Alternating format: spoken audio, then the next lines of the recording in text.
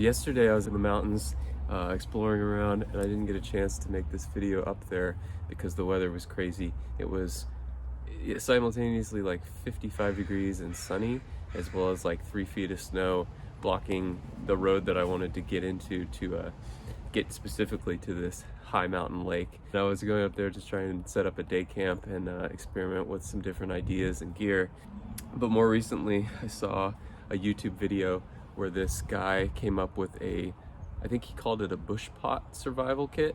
I guess the most popular one on my channel so far is the 5-item emergency minimalist kit, but I feel like each kit is sort of a progression on that same idea. I like to stick to minimal. Like, I don't like carrying more than I need, so I'm actually pretty stoked on this one though, because this is really practical. This is probably the most practical kit I've come up with so far. This is one of the MSR just stainless pots. I've had this one before. I've used it on a number of trips. This is actually a new version. You can see I haven't cooked with it yet because I had to replace my old one. And this is, I don't know the exact size, but this one's pretty small.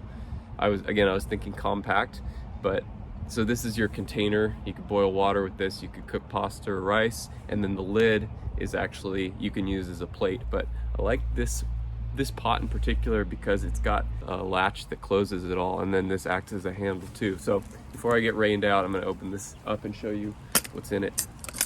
And then here's the handle system. So here it is. It's a pot, a lid, like I said, can be used as a plate. You can eat out of that. I've done that.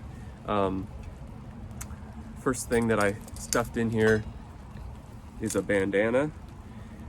Used lots of different ways. You can use it as a sunshade for your neck. You can dunk it in water, wrap it around your neck. I used it before over my face to protect from mosquitoes. So you cover up a bandage or a wound.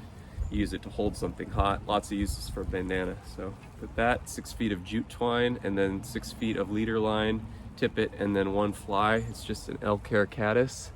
If you were stranded and you were near a water source, which you would ideally be next to, because besides, you know, shelter and staying warm, water is essential. You could catch fish because this pack doesn't have any food in it. I have a headlamp,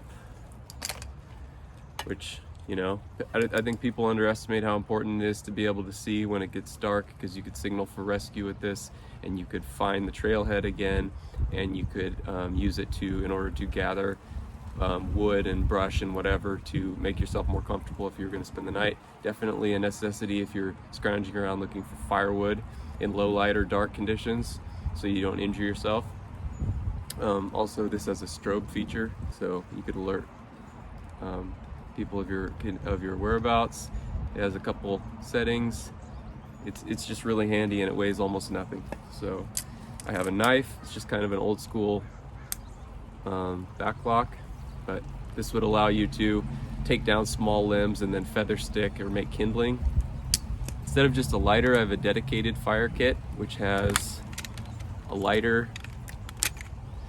I have a few matches with a striker. I have a candle for holding the flame. I have some more tinder, which will hold the flame. This is just pine and resin, and then I have a little bit of cloth to make char cloth with.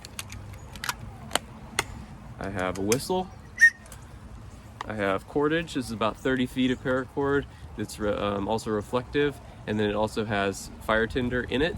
And then one of the most, if not the most important part, is a tarp to be able to throw up a shelter, because as you can see right now, it's raining and you have to stay dry. You have to be able to stay warm. So if you were able to throw this up, hide underneath it, make a fire, you could stay dry with this, you could stay warm with the fire, you could find water, you could boil that, you could have at least a hot drink and be able to put hot fluid in your system and hydrate that way.